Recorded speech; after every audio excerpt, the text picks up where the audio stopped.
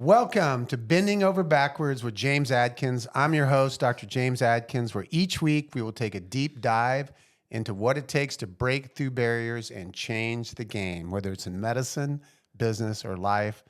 Today, I am sitting here discussing with my partner and one of my best friends, Dr. Azmi Nasser. We're going to discuss life a little bit, but I want to jump right into it, man. So you've been the medical director of our company for 15 years. You're the leader in the clinic. Let's talk about, we'll get into it. What inspired you, man? What inspired you, your journey into medicine? How'd you get there? Well, I've always known I wanted to be a doctor since 5th grade. And it was one of those school like fairs. They had like policemen there and firefighters and kids jumping all over, all of that stuff. And they had a doctor, a cardiologist there, and he had like things in formaldehyde. He had like lungs and a heart and a smoker's lung. And this is like the 80s, so everybody smoked. And so you saw the difference. And it just fascinated me. So yeah. That was the spark. And like, I knew from then, that day, like I'm going to be a doctor. And, then I was really into sciences.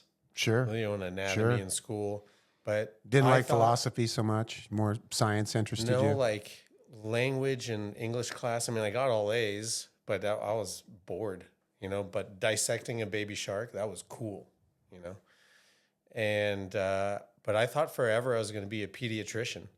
Oh, man. And then I went into med school even thinking I was going to be a pediatrician. And then I did that rotation. And I was decided like, that wasn't for you. Suck. I didn't want. I want to take care of pain. Yeah, I didn't know that either. I thought I was going to do like sports medicine. Yeah, even orthopedic surgery.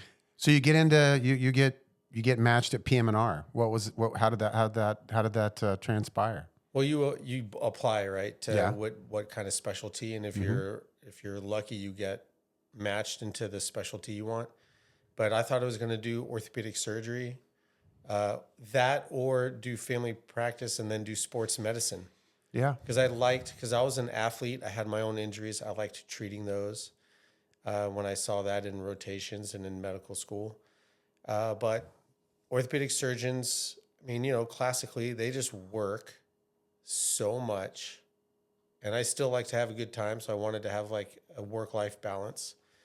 And the surgeons I was working with at the time were like, if you're not going to do surgery, then don't do family practice sports medicine. Like, we don't see you doing that. Go try physiatry. And I never heard of it. So once I rotated with Dr. Michael Jaffe, whose book I always plug in my practice. How to play golf for life or something. Or play golf forever. Yeah. I write it down on an exit sheet like 5 times a day at least. And I get zero commission. Everybody, zero commission. And that's helped a lot of people. But he helped me. Like, he put me on this path. So wherever you are, Dr. Jaffe, we haven't been in touch in a decade. I hope you're doing well and look forward to meeting up again. Okay, so evolution in pain. Now you've been at the helm in our company 15 years running the show. So there's been some changes, some evolution in interventional pain management. So what do you think's the hottest, latest, sexiest evolution in interventional pain management, and what's on the horizon? Well, everything that was once considered minimally invasive is still way more invasive than the newer procedures coming out. Things with endoscopes, like really small cameras, less than a centimeter wide, to do spine surgery. We call it ultra minimally invasive fusions, where the incisions are really small and you can still take care of chronic low back pain with a small titanium device. And I really am also excited about like regenerative medicine, using someone's own cells, their own regenerating your own tissue. Yeah, trying to help things heal. You versus and I just had nuking it with a corticosteroid, which is great too. Corticosteroids are amazing drugs. For sure. They're amazing drugs. They just have some side effects. Yeah, they have side effects, and you can't keep doing that. You will ruin, that structure in the body if you keep doing that. And So, I mean, That it's structure, exciting times. the There's adrenal more- glands, you'll ruin your kidneys or your. Yeah, that and what- if you keep yeah. injecting it like in your hip or your shoulder or whatever, you're going to eventually accelerate the degeneration of that cartilage or those tendons, and then they stop working. So you did all that for a long time, and now they don't work, and you're worse off. So I'm going to stop you there. So paradoxically, for patients that have an inflamed joint, that's what they're going to get is a corticosteroid injection, and it's not a bad thing. It's a good thing. We do them. It does I recommend amazing. It can. I've had one. Yeah, You've me had too. them too. It can be a lifesaver. But you just said they can also damage a tissue. So expound on that a little bit. How does somebody square that? When do I get injection? When do I not? How do I? I'm just a patient, and I'm my back's on fire, and I went through therapy and I tried those things. I'm scared. Yeah. I hear these steroids are bad for me, but I understand also they're good. They can be amazing. Yeah. How do you? I mean, how does the average Joe, regular patient, how does he square that? How does he? Well, Was there a limit on them? I mean, is there? How do you? Yeah. For sure. Yeah. There's everything in moderation. There's no silver bullet. So you got to pick and choose wisely. And that's where like a frank conversation with the physician or your advanced practice provider that's knowledgeable, honest, going to tell you like, if I was you or you were my loved one, this is the path we would go down. And I've recommended them. I've had them. The analogy I use is like steroids are really just fire extinguishers that we inject. So if you have a fire somewhere, they're going to do great. So you can put out the fire. But just like if a structure is on fire, once you put out the fire, now you have to repair. The answer isn't more water or more fire retardant or something like that. Not more Doritos and more Netflix and more that's sitting on my That's bum. definitely not the answer. My back hurts, but Nope. I've been sitting all day. Yeah, so the repair comes in with like core strengthening. Yeah. Just stabilization exercises, even for your hip or your shoulder. And then Stabilization exercises yeah, versus just exercises under the influence of balance a little bit. yeah, Just kind of what you're describing. sure, Kind of stabilizing a structure, stabilizing a joint. yeah. But you can do it for your shoulder, your hip, your low back. I mean, we talk about core strengthening all the time. I do it every day. Recommend my patients do it every day. But so I've had back injuries. I do it every day almost. If I didn't train my core, you'd be injecting me like every week. Yeah. You're one of the most disciplined people I know when it comes to core strengthening.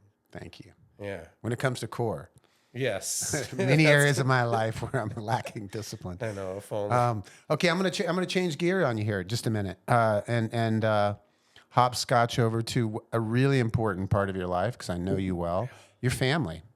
Yeah. I mean, that's you're a doctor, you're a dad, you're a business guy, you're your husband, you're trying to hold it together. Yeah. So You life and me work both, balance. Yeah, life work balance. So I know your morning routine a bit because I see you at the gym. But what are some tricks for you when you feel like things aren't going well? I'm just I'm tense, man. Not doing good. I'm under the gun. Yeah. I'm wigging out. I'm like a wing nut. Well, I would feel that happens like to me. that. Oh, for sure. It happens to everybody, and that's normal. But I would feel like that every day if I did not work out and meditate regularly. Like Meditation's a big one for you. the exercise is not only physical, but when you do physical exercise, that's also good for your mental health. Like it releases norepinephrine, serotonin. so you get a dopamine reward. It's so good for your health. But then you also have to like take the separate time. Well, at least I do, and I recommend this to more people than I recommend play golf forever. Even I write it so many times on our like checkout sheets for our patients. But to meditate, So important. I use an app to meditate every day, and sometimes I don't use the app because I've been doing it for so many years. I'm at like 10,000 minutes or something that I can just. You should be pretty evolved then. You got 10,000 minutes. Yeah. Does your wife agree with that? Yeah, I'm getting better. And you can even ask like friends and even like some of our I hear from the employees that I nurses in the consider clinic, friends, in the surgery center. you know, Yeah. they're like, you're doing way better. So They're coaching I'm you. glad. Yeah, I'm glad I'm doing Yeah. better. And It gets rid of that asshole in your head. We talk about oh that. yeah, That he's there. asshole in my head. He's just he's loud. Yeah. Meditation helps. Meditation gets him to shut up sometimes. Slows him down. Yeah. So huge fan. Can't recommend it enough, really. Yeah, so meditation, that's part of, I know you've got a morning routine. So, and I do see you at the gym. So break down your morning 5 in the routine a morning, little bit. we're Yes, there, sir. man. Yeah, break down your morning routine. Kind of how's it? Well, you know, like the alarm is set for 4:30, but I wake up before the alarm. I'm usually up at like 4 o'clock every day. And then I'll get up and I actually make coffee. And then the next thing I do, besides saying good morning to my wife, because she's also up, is I just make Your the wife bed. makes you look like soft, by the way. What's that? Soft. She's Oh fit. yeah, she's fit. Yeah. Yeah, she's super fit. Like when I try to do her workouts, like I'm dying, I'm sweating, like, and she's gonna add another set, and I'm just gonna lay here. But I make the bed every day. That's a good start. Like it's just discipline, Yeah, right? You know, yeah. I just make the bed really nice because she likes it. Mostly because she likes it done really nice. You like legit make hotel the style. bed almost every day? Every day I make the Wow, bed. Yeah. That's impressive. Every day, make the bed, make it look nice. And Okay. then I'm at the gym. You and I are at the gym. We get our workout in, and I come home and try to even, because, you know, we're talking about family. My kids are super disciplined, and they're up, and my oldest has ice skating before school, like 3 or 4 days a week. Yeah. 4 days a week. Yeah. So I come home from the gym and I like grab all the crap that my wife has prepared, like the breakfasts and lunches, and her skate bag and the other bag for my youngest daughter, and I throw them all in the car so they don't have to do that. That's cool. Because that's tough, man. Making kids wake up at 5. That's why there's 5:30. moms. That's why there's moms. They're Yeah, but she's smarter and making stronger than men. breakfast and lunch and doing all that. It's A lot. It's crazy. You need 2 people. Yeah, it takes a village. You need a village. Yes, as Hillary Clinton said. So I'm gonna again, I'm gonna hopscotch over here just a little bit. I'm gonna go back to cultural differences. We're living in interesting times, you know, and so I mean, you're more American than I am. You know, I'm married into an international family, yeah, but you are still the son of an amazing man that was born in Palestine. Yeah. And moved here, and he's educated here. And I mean, you're like I said, you're American, but still, you had those cultural influences, right? I mean, that had to be. How is that? You know, how has that shaped you with your approach with medicine, with other people, with other cultures? Well, I've always like admired what my dad has accomplished, and my mom too. Incredibly both successful, immigrants, yeah. working. Engineer, successful. Yeah, he was an engineer and then went to business and real estate. But my mom worked at Bank of America for like 30 years. Putting in her And then time. came home and made dinner. Wow. You know, like she's amazing too. But like I always saw like that work ethic in them and their gratitude for being in this country. And we never wanted to take it for granted. And they wouldn't let us if we wanted to. Like whining and crying about not having something, like forget it. There's people that have it way worse off. Yeah. And so I think that just coming from an immigrant family like that instilled in me the gratitude and work ethic. And then when I've traveled, like studying abroad in college and in med school, and you see people that have to work very hard and not even have the luxuries that So true compared to what we have. And like, so like, I don't know, sometimes like when I travel and I see that, I'm like, where do I get off even complaining?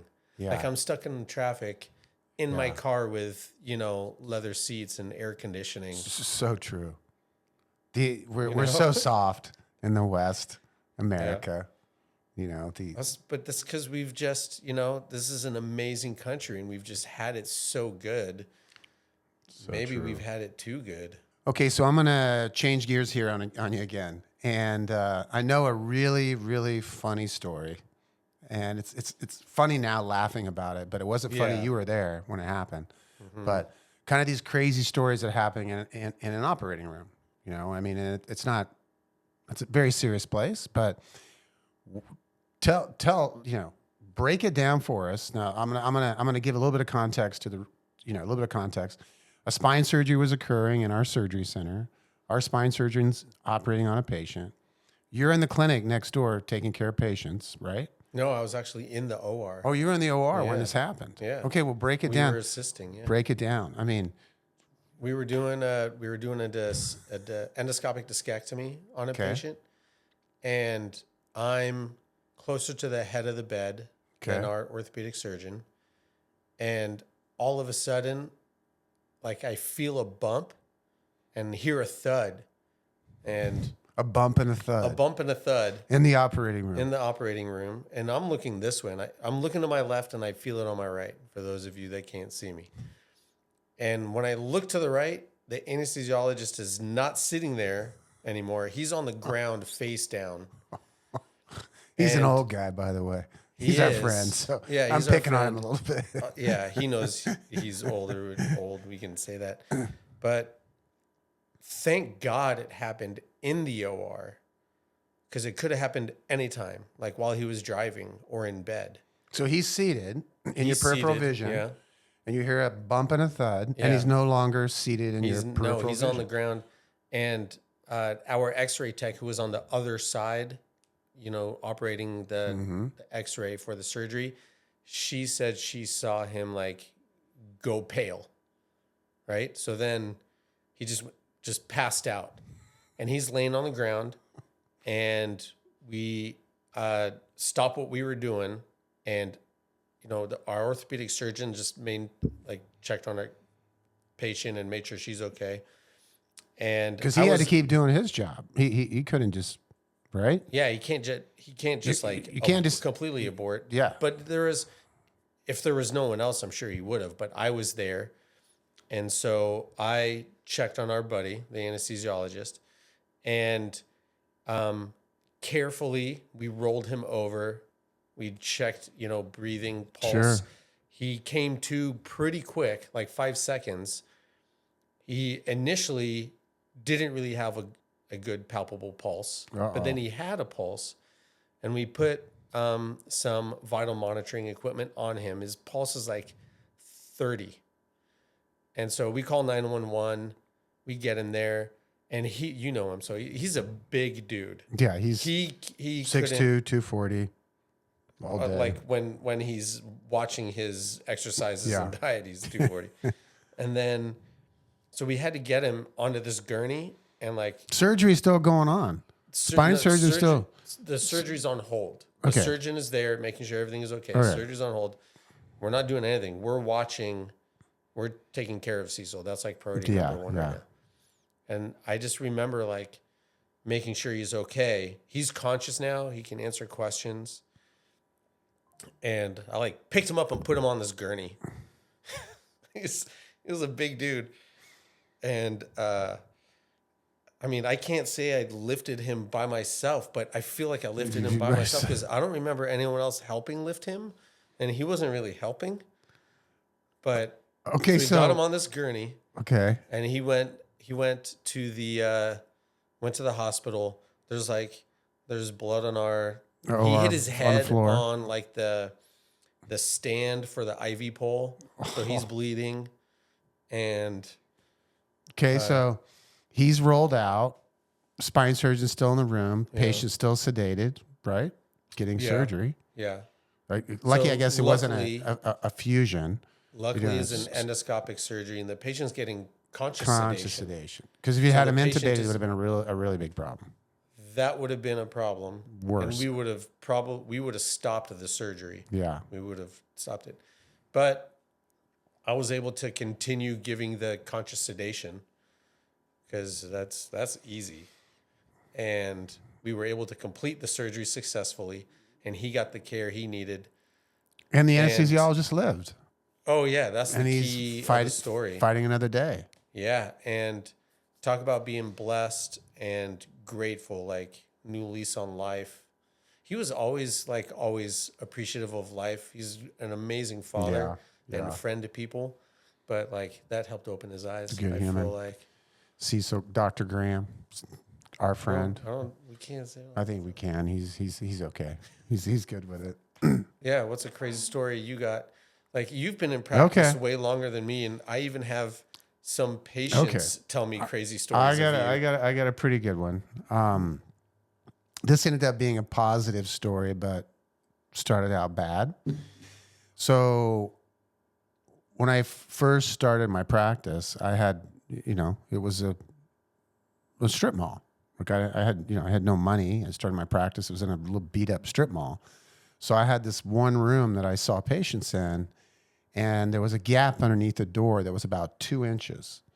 And then I would have people outside the door sitting in a circle to wait to come into because I worked in one exam room. And one day, and I was busy. I was pretty lucky. And one day I was seeing a lot of people.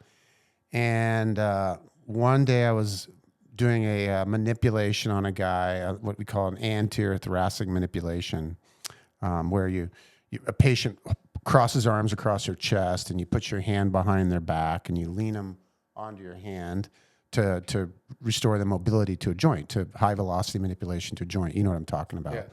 Yeah. Well, I didn't even thrust onto the guy. I just crossed his arms across his chest and leaned him back, and his rib broke. It sounded like a gun went off. I mean, loud. And I have this gap under my door. And he goes, "You got it. You broke that rib. You broke it." Okay. Now, there's a gap under my door, and there's 15 people waiting for me to treat him after that.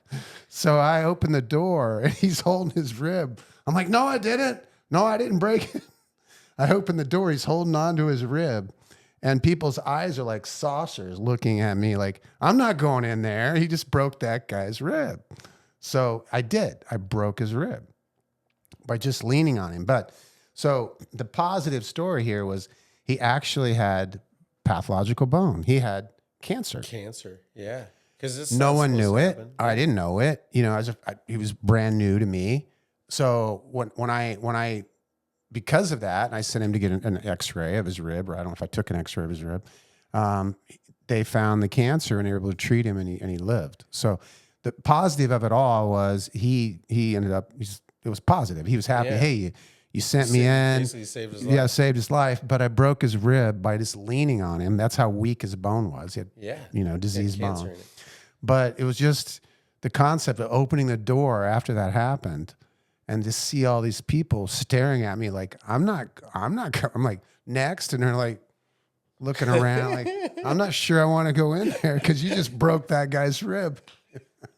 Anyway, that was. Yeah, I don't know if I would go in there. Yeah, it's kind of scary, You hear horror stories about, hey, when a chiropractor or an osteopath or a PT, mostly it's chiropractors, would do a manipulation. Sometimes it can be pretty aggressive, right? It could hurt you.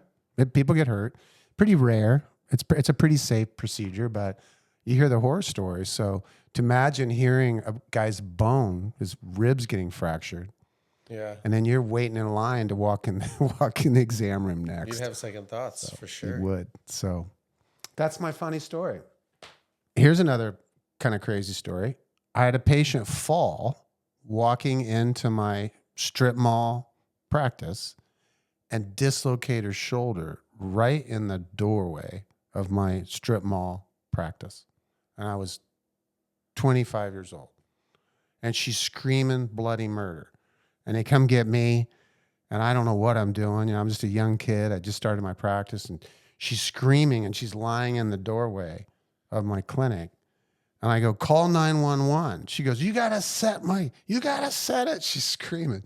Well, I'd read in a book how to set a dislocated shoulder, right? You get trained in clinic. I'd seen it done, but I had never set a dislocate. This lady's humerus had dropped into the front. It was in her pec, in the front. Yeah, it was dislocated the front. And she's screaming.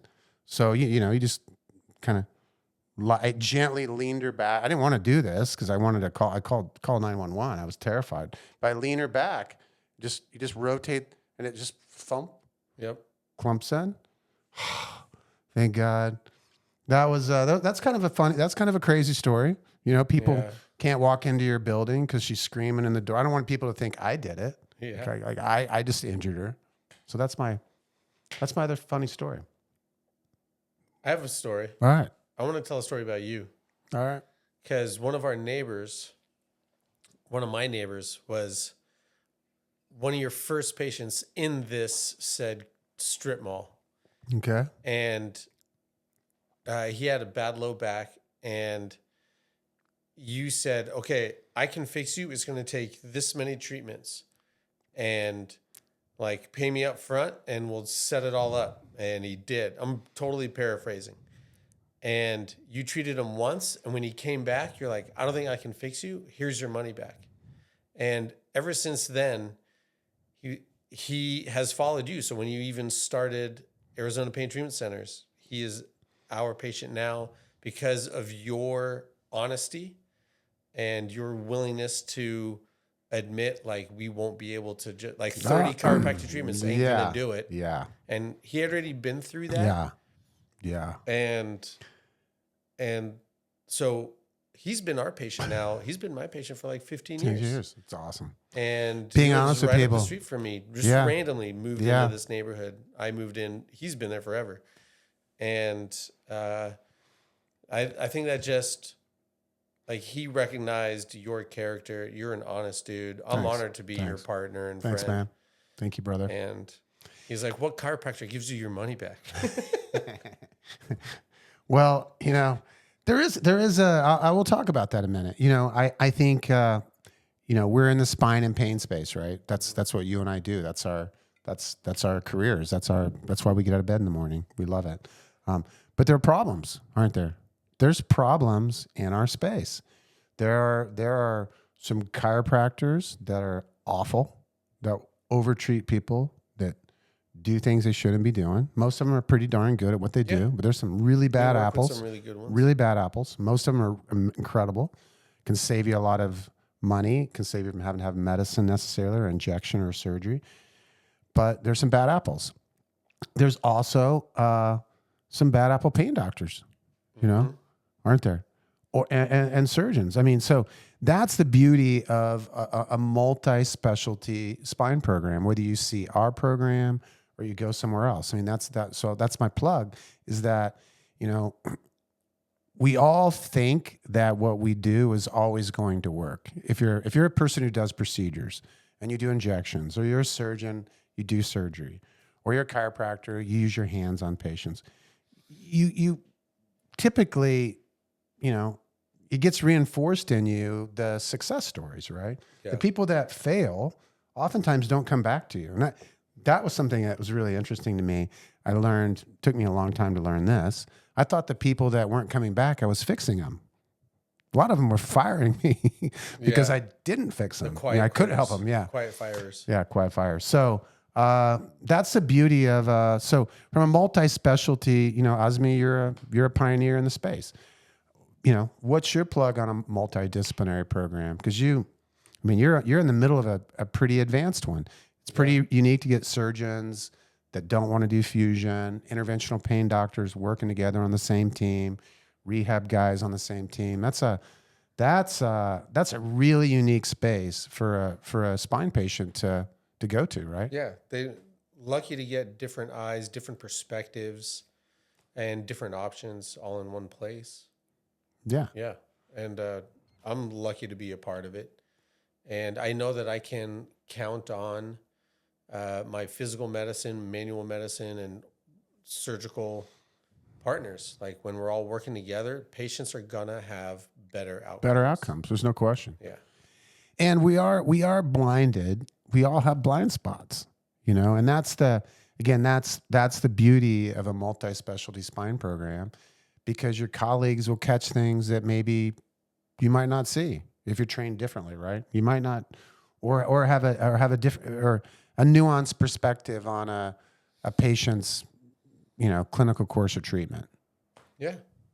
Yeah, I lean on you. I'll lean on Dr. Baig, my other colleagues, even in the interventional pain space. Yeah. Okay, so one last question here. Okay. What would people feel unique, or what would someone feel surprised to learn about Azmi Nasser?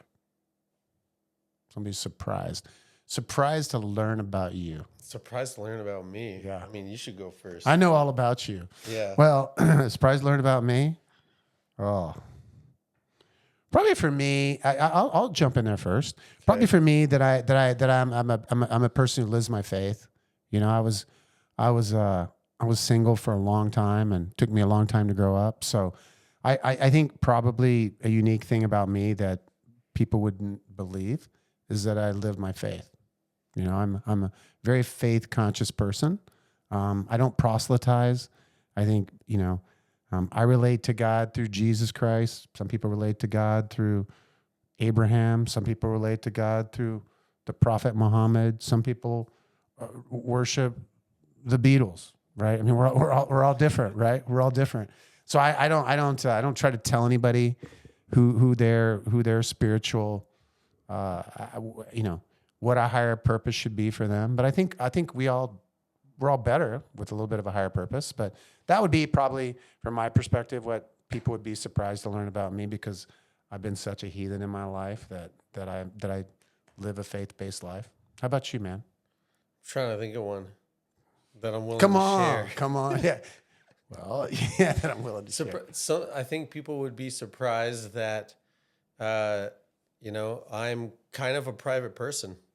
Yeah. Like, because my wife Erica says I'm a sharer. Like, I just talk to random people and we can do. You're a friendly guy. You're friendly. Yeah, and people tell me all sorts of things about themselves. Like, my Uber driver. Like, now I know their whole life story, but I'm sure other people get the Uber driver. Your wife calls you a sharer? I'm a sharer because I just start talking to people and be like, oh yeah, I had motorcycles back in the day, and I like that. A sharer. Mm-hmm. Sharing's caring, according to my young little daughter. Sharing's good. I think it helps with, just empathy. Like, I know where you're coming from. Yeah. How many patients go see a doctor that, like, I saw a patient today that has a pinched nerve in his neck. I'm like, and he can't ride his motorcycle. I'm like, I know exactly what that feels like, because I had a pinched nerve in my neck and couldn't ride my motorcycle. Mm-hmm. Yeah. Which I don't have anymore. Yeah. Motorcycles are not so safe. Dangerous out there. They aren't safe. And that's one of the things your patients would say about you. You connect with them. You empathize with them. You connect with them. You break it down. You're an incredibly accomplished physician in your field, but you're humble about it. You're just down to earth, and people do love that, and they just feel a connection. Azmi, they like it. No, I appreciate that goes a long ways, words, man. That goes a long ways to making people feel comfortable. So you can't share information with somebody if they don't feel comfortable with you. It's hard to share information. That's very true. Yeah. I wonder if the nurses think I'm humble. Well, some of them do. Some do. Humility is something you have to work on too. You have to grow. You do. That's You come a long way. That was one of my meditations too. To grow. Just practice being humble. Practice humility. That actually took me a long time in medicine. In the beginning, when I first got board certified, I really just kept trying to heal patients. And there were some that I couldn't heal, but I refused to take the loss. Yeah. And not that I was doing things that weren't warranted, but now it's easier for me to recognize, I don't think there's something I can do that's going to help you, but I'm going to do my best to point you in the right path. Mm-hmm. That took a long time for me to be like, it's okay that you can't fix everybody. Yeah, that's wisdom, man. That's wisdom, and learning that sometimes your best advice is just advice, not to do a procedure, not to do a surgery, not to do an injection, right? I mean, because we're trained to do stuff, right? I mean, I think that shows an incredible amount of wisdom. Sometimes just saying, hey, man, I'm just going to teach you a little bit today. I don't think you should do anything for this, or I don't think you should certainly shouldn't have some expensive surgery or procedure that won't help him. Yeah. So that's good stuff. Great stuff. Thanks, man. That was fun. Yeah. So I hope today's episode helps you with your journey and breaking through and bending over backwards to stand taller in your own shoes. Thank you. Thanks.